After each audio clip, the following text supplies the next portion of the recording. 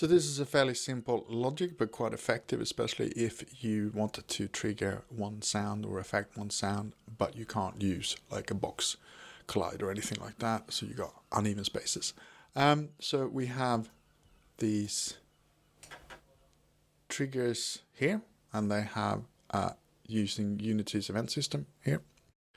And this script called Trigger Manager has the Unity events.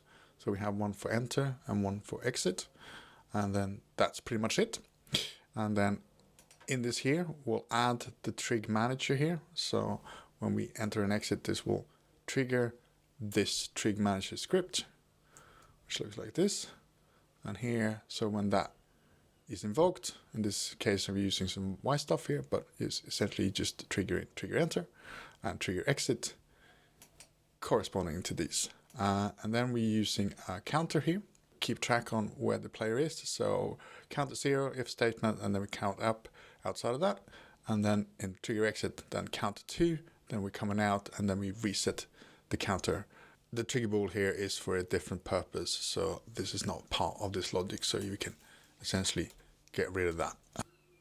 Cool. That's pretty much it.